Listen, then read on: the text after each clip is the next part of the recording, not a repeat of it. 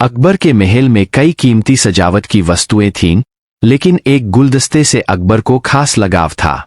इस गुलदस्ते को अकबर हमेशा अपनी पलंग के पास रखवाते थे। एक दिन अचानक महाराज अकबर का कमरा साफ करते हुए उनके सेवक से वह गुलदस्ता टूट गया। सेवक ने घबराकर उस गुलदस्ते को जोड़ने की बहुत कोशिश की, लेकिन नाकाम रहा। हार कर उसने टूटा गुलदस्ता कूड़ेदान में फेंक दिया और दुआ करने लगा कि राजा को इस बारे में कुछ पता न चले। कुछ देर बाद महाराज अकबर जब महल लौटे तो उन्होंने देखा कि उनका प्रिय गुलदस्ता अपनी जगह पर नहीं है। राजा ने सेवक से उस गुलदस्ते के बारे में पूछा तो सेवक डर के मारे कांपने लगा। सेवक को जल्दी में कोई अच्छा बहाना नहीं सूझा, तो उसने कहा कि महाराज, उस गुलदस्ते को मैं अपने घर ले गया हूं ताकि अच्छे से साफ कर सकूं। यह सुनते ही अकबर बोले, मुझे तुरंत वो गुलदस्ता लाकर दो। अब सेवक के पास बचने का कोई रास्ता नहीं था। सेवक ने महाराज अकबर को सच बता दिया कि वो गुलदस्ता टूट चुका है। यह सुनकर राजा आग बबूला हो गए। क्रोध में राजा ने उस सेवक को फांसी की सजा सुना दी। राजा ने कहा, झूठ मैं बर्दाश्त नहीं करता हूं। जब गुलदस्ता टूट ही गया था तो झूठ बोलने की क्या जरूरत थी। अगले दिन इस घटना के बारे में जब सभा में जिक्र हुआ तो बीरबल ने इस बात का विरोध किया। बीरबल बोले कि झूठ हर व्यक्ति कभी न कभी बोलता ही है। किसी के झूठ बोलने से अगर कुछ बुरा या गलत नहीं होता तो झूठ बोलना गलत नहीं है। बीरबल के मुंह से ऐसे शब्द सुनकर अकबर उसी समय बीरबल पर भड़क गए। उन्होंने सभा में लोगों से पूछा कि कोई ऐसा है यहाँ जिसने झूठ बोला हो। सबने राजा को कहा कि नहीं, वो झूठ नहीं बोलते।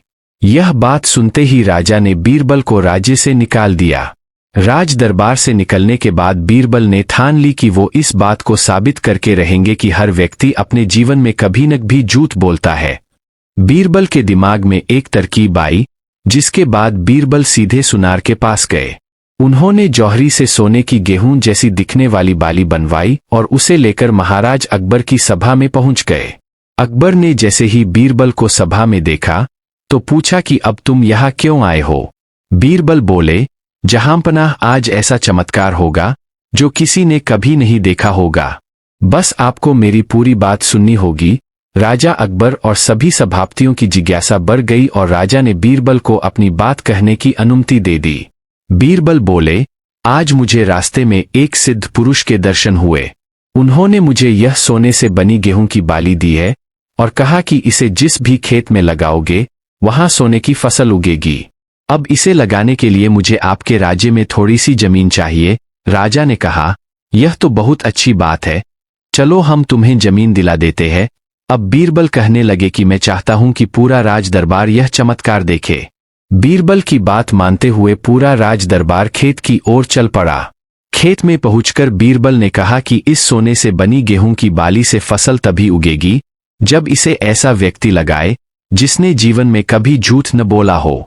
बीरबल की बात सुनकर सभी राजदरबारी खामोश हो गए और कोई भी गेहूं की बाली लगाने के लिए तैयार नहीं हुआ। राजा अकबर बोले कि क्या राजदरबार में कोई ऐसा व्यक्ति नहीं है जिसने अपने जीवन में कभी झूठ न बोला हो। सभी खामोश थे।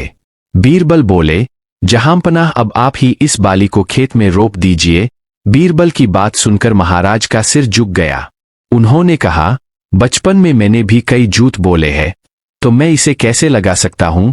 इतना कहते ही बादशाह अकबर को यह बात समझ आ गई कि बीरबल सही कह रहे थे कि इस दुनिया में कभी न कभी सभी झूठ बोलते हैं। इस बात का एहसास होते ही अकबर उस सेवक की फांसी की सजा को रोक देते हैं। कहानी से सीख, बिना सोचे समझे किसी को बड़ा दंड नहीं देना चाहिए। हर काम को सोच विचार कर ही किया जाना चाहिए। साथ ही एक छोटे से झूठ की वजह से किसी व्यक्ति का आकलन भी नहीं किया जाना चाहिए, क्योंकि कुछ परिस्थितियां ऐसी होती है कि लोग झूठ बोल देते हैं। एक निश्चित दिन पर एक महिला जो 3 युवा लड़कों की मां थी ने अपने पति को खो दिया और वह दुखी थी। स्वाभाविक तौर पर इसके बाद वह 3 बच्चों को ही अपनी जिंदगी मानकर चिपक गई। लेकिन 1 साल बाद सबसे बड़े लड़के की भी मृत्यु हो गई और कुछ ही समय बाद दूसरे लड़के की भी मृत्यु हो गई।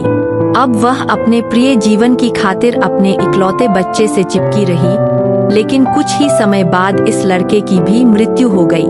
यह सहन करने में असमर्थ होकर वह छोटे लड़के का शव लेकर गौतम बुद्ध के पास गई। उसने कहा, आप और आपकी सारी आध्यात्मिकता, आप जो भी बात कर रहे हैं उसका तब तक कोई मतलब नहीं है जब तक आप इस लड़के को जीवित नहीं कर देते। मेरे पति की मृत्यु हो गई और मैंने किसी तरह उसे सहन किया। मेरा पहला लड़का मर गया और फिर दूसरा भी मर गया। मैं फिर भी रुका रहा। अब आखिरी वाला भी चला गया। यदि आप असली है तो इस लड़के को जीवित करके इसे अभी साबित करें। गौतम ने महिला की ओर देखा और जान लिया कि इस उत्तेजित भावना की स्थिति में वह जो कुछ भी कह सकता है या कर सकता है वह सफल नहीं होगा। तो उसने कहा, मैं तुम्हारे लड़के को जीवित कर दूंगा। जाओ और मेरे लिए उस घर से कुछ तिल ले आओ जिसने कभी मृत्यु को नहीं देखा हो। लड़के के शव को लेकर महिला घर घर घूमती रही उस व्यक्ति की तलाश में जिसने कभी मौत को नहीं देखा था। पूरे शहर में घूमने के बाद उसे एहसास हुआ कि वहाँ एक भी घर ऐसा नहीं था। फिर वह रुकी, उसे शरीर के साथ जो करना था वह किया, वापस आई और गौतम के सामने बैठ गई। वह जीवन भर उनके साथ रही।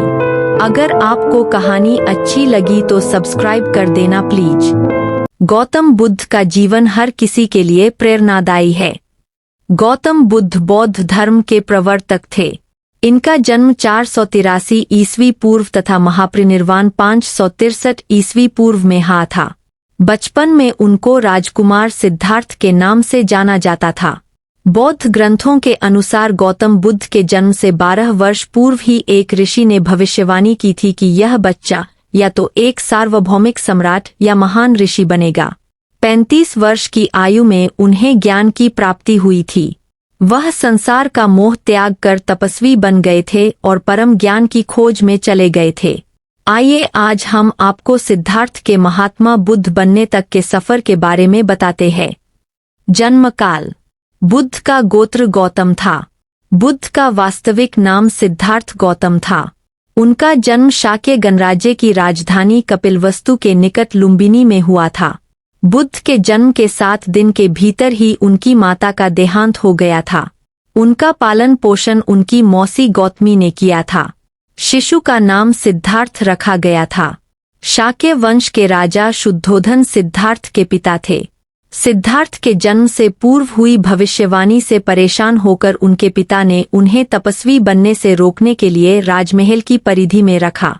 गौतम राजसी विलासिता में पले बड़े, बाहरी दुनिया से आक्रांत, नृत्य करने वाली लड़कियों द्वारा मनोरंजन, ब्राह्मणों द्वारा निर्देशन और तीरंदाजी, तलवारबाजी, कुश्ती, तैराकी और दौड़ में प्रशिक्षित किए गए थे। कम उम्र में ही उनका विवाह राजकुमारी यशोधरा से करा दिया गया। दोनों का एक पुत्र भी हुआ जिसका नाम राहुल था। गौतम बुद्ध की वजह से बदल गया इस स्त्री का जीवन, जाने कैसे। सिद्धार्थ बचपन से ही अत्यंत करुण हृदय वाले थे।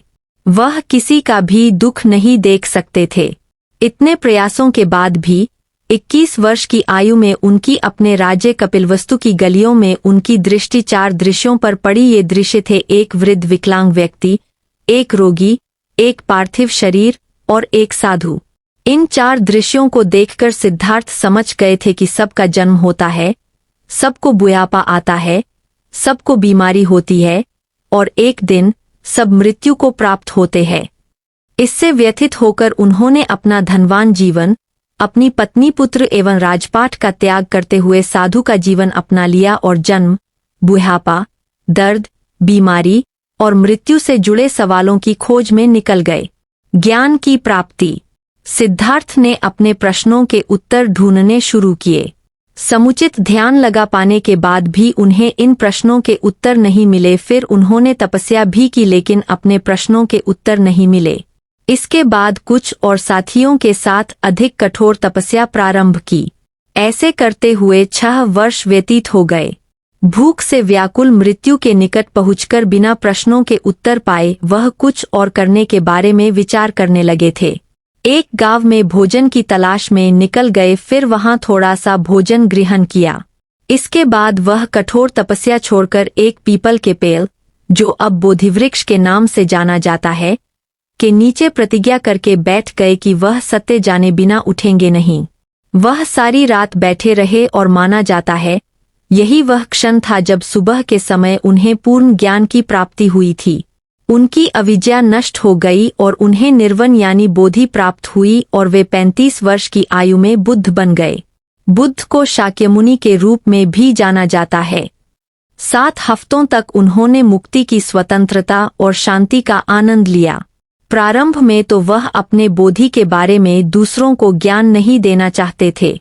बुद्ध का मानना था कि अधिकांश लोगों को समझाना बहुत मुश्किल होगा। मान्यता है कि बुद्ध को स्वयं ब्रह्माजी ने अपने ज्ञान को लोगों तक पहुंचने का आग्रह किया था, फिर वह इस पर सहमत हो गए। इस तरह उन्होंने अपना पहला धर्मोपदेश उत्तर प्रदेश के वाराणसी के पास सारनाथ में अपने पहले मित्रों को दिया था।